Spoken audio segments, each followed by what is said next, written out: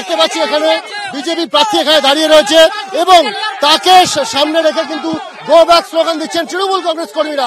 অর্থাৎ প্রশাসনকে জানিয়ে কাজ হয়নি যখন প্রার্থী নিজে আসেন ভোটারদেরকে ভোট গ্রহণ কেন্দ্রে নিয়ে যাওয়ার জন্য এবং অতঃপর এই গো ব্যাক স্লোগান। কথা বলবো প্রণতুর সাথে, কি বলবেন? এই তো গো ব্যাক স্লোগান। দেখুন আপনারা এখানে দেখছেন যে কিভাবে এরা গো ব্যাক স্লোগান করছে। আমাদের এখানে আমি প্রার্থী হিসেবে ক্যান্ডিডেট হিসেবে বুথে আমি যেটা আমার কাছে খবর এসেছিল যে আমাদের ভোটারদেরকে এখানে ভোট দিতে দিচ্ছিল না, তো তারা এরা হচ্ছে বদমাশি করছে। এখানে পুলিশ প্রশাসন বলে কিছু নেই। আমি 10 বার করে ডিএমকে ফোন করেছি যে আপনি দেখুন এই জায়গাটাকে, এই যদি পুলিশ প্রশাসনের কাজ হয় তাহলে কি করে হবে? এখানে যারা তৃণমূল কর্মী বানিয়ে রেখেছে এটাকে। দেখুন আপনারা দেখুন, আমাদের কারো কোনো প্ররোচনা ছিল না।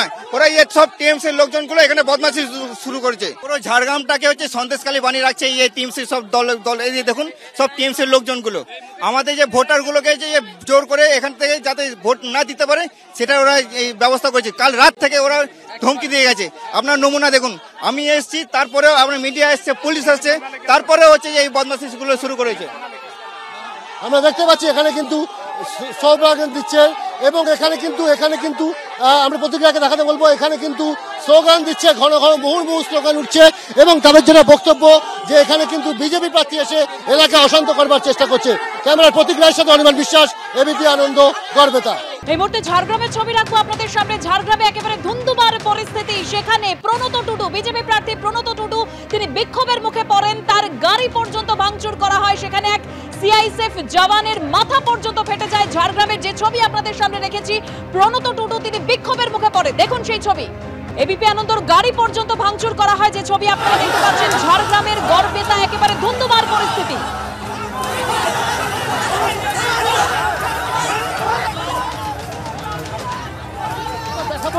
কিভাবে সিআইএসএফ জওয়ানের পরিস্থিতি, তার গা দিয়ে রক্ত বেরোচ্ছে।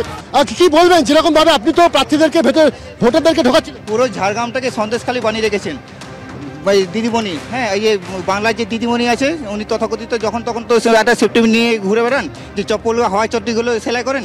তো এই যে দেখুন কি অবস্থা তৈরি করছে জায়গাটাকে। জাস্ট একটা মানে জাস্ট সন্দেশখালী বানিয়ে রেখেছে। ঠিক আছে, সন্দেশখালী থেকে অনেক দূরে, কিন্তু এই ঝাড়গ্রামে যে এই সন্দেশখালী আপনার নিশ্চয়ই দেখলেন কি করে।